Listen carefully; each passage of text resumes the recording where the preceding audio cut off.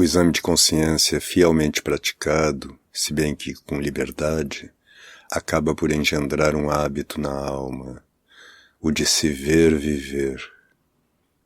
A sua aproximação da prática da presença de Deus é mais que evidente.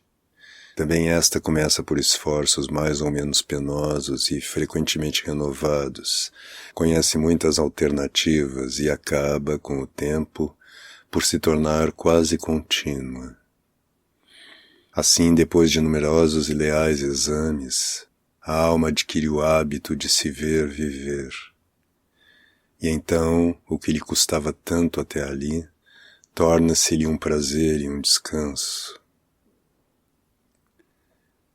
De fato, o hábito põe na alma uma facilidade, uma inclinação alegre para reproduzir os atos que ele fez nascer. A essa luz compreendem-se alguns textos carmelitanos que sem isto causariam alguma surpresa. Assim o aviso de Santa Teresa: a cada uma de tuas ações e a cada hora do dia examina tua consciência. Para ela, que queria a alma tão livre no interior do conhecimento de si, não é pedir demasiado? Exigência semelhante se encontra nas 20 regras de perfeição dadas pelo Cristo a Santa Maria Madalena de Pazzi.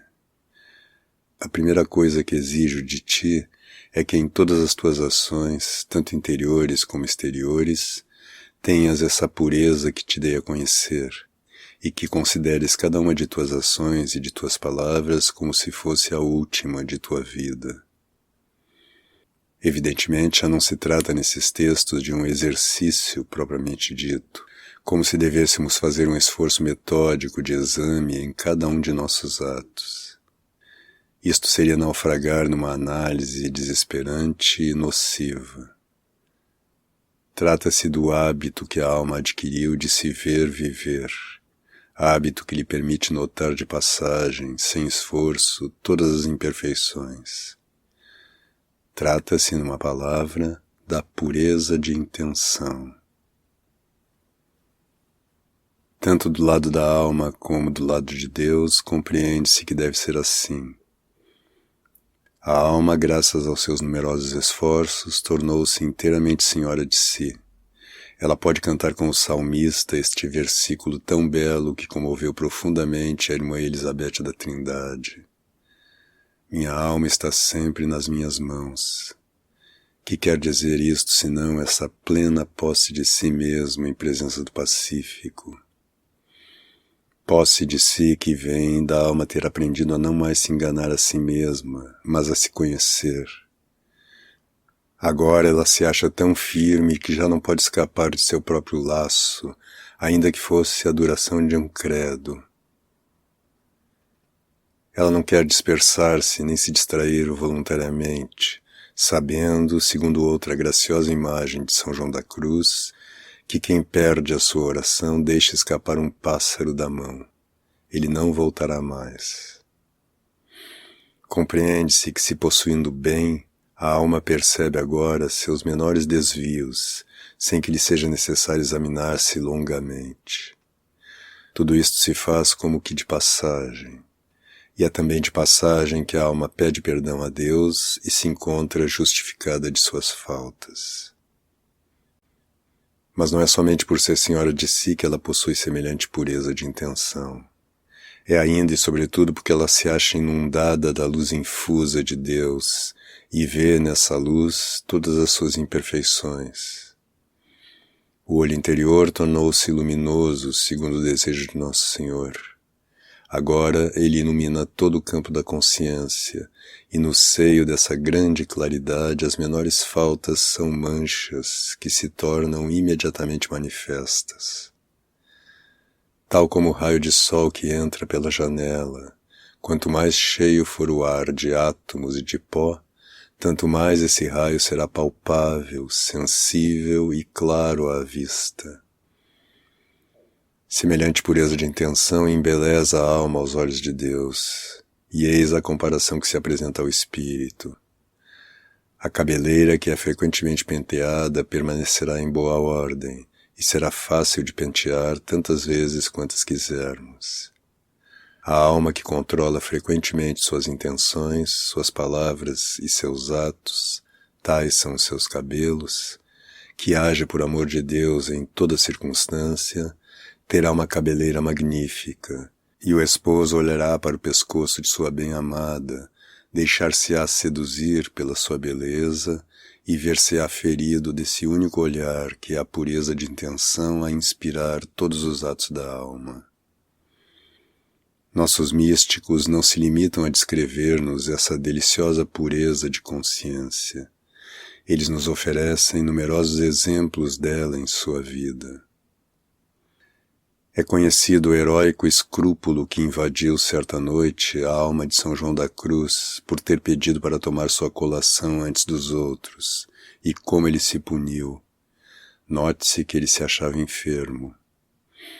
Em toda a sua existência, sem zelo indiscreto, ele soube mostrar-se fiel observador da lei. Atestam-no os pormenores encantadores que se contam do fim de sua vida. Ele se dirige a Ubeda para ali morrer. Ele se senta à beira de um rio, esgotado de fadiga, e manifesta o desejo de comer aspargos, embora já tenha passado a estação dos mesmos. Mas, ó milagre, seu companheiro descobre sob uma ponte o legume desejado. João, um pouco por humildade, um pouco por delicadeza, parece temer que ele pertença legitimamente a alguém, e ordena que se deixem sobre a pedra 2 moedas para pagar o pobre homem que talvez o tenha colhido. Outro exemplo, o doutor do Carmelo jazia em seu leito em Ubeda, preparando-se para a morte. Um dia em que os religiosos tinham saído do convento para acompanhar um enterro, o enfermeiro que o guardava propõe-lhe trazer músicos, a fim de proporcionar algum alívio ao seu mal. O santo aquece a princípio, mas a seguir recusa, pronunciando estas belíssimas palavras. Irmão, eu lhe sou muito grato pela caridade que quis fazer-me. Eu a aprecio muito. Mas se Deus me deu as grandes dores que sofro, por que querer amenizá-las ou diminuí-las com a música? Agradeça, pois, a esses senhores pela caridade que me quiseram fazer. Tenho-a como recebida. Queira despedi-los depois de os ter recompensado. Coisas pequenas, não há dúvida, mas que dizem muito de uma pureza de consciência tal que os exames mais minuciosos não conseguiriam obter. Foi preciso que Deus pusesse aí a sua mão. O irmão Lourenço da Ressurreição conhecia a seu modo semelhante transparência e confessava que ele tinha chegado a não ter mais que pensamentos de Deus, e quando qualquer outro pensamento ou tentação procurava dominá-lo, ele os sentia voltar. E quando a ocupação exterior o distraía um pouco do pensamento de Deus, vinha-lhe da parte de Deus alguma lembrança que lhe envolvia a alma e lhe comunicava um pensamento ainda mais forte de Deus. Mais perto de nós, Santa Teresa do Menino Jesus, por fidelidade à graça, privava-se de algumas gotas de alegria e punha à sua porta durante a noite uma pequena faca que ela não tinha o direito de conservar na cela. Para essas almas que aprenderam a se olhar viver sem indulgência, que recompensa essa deliciosa pureza de olhar, fruto ao mesmo tempo de seus esforços generosos e da luz de Deus.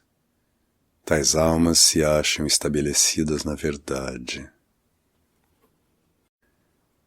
Trata-se aqui da verdade prática, daquela que se busca antes de tudo no Carmelo, aplicando-se a cultivar a lealdade interior. Estabelecer-se na verdade é chegar, pela força do hábito, a se desprender de todas essas pequenas mentiras e disfarces, mais ou menos confessados, familiares mesmo às pessoas de oração. Pode-se medir o preço de semelhante libertação quando se lê, por exemplo, a descrição que faz São João da Cruz dos defeitos daqueles que ele chama principiantes. Os 7 pecados capitais reaparecem aqui sob um disfarce devoto, mas perfeitamente reconhecíveis nessas almas que, por não se acharem ainda estabelecidas definitivamente na verdade, se creem boas.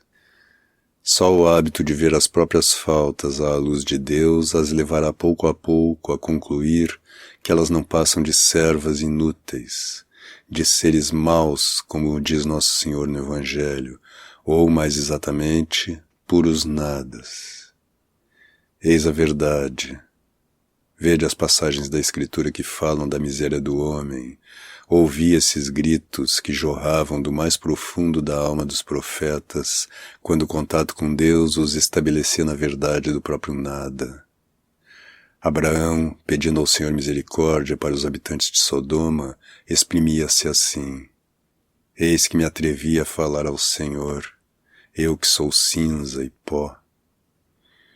Moisés, por sua vez, descobre que ele não sabe falar. Jeremias, igualmente: Ah, Senhor Javé, não sei falar, porque não passo de uma criança.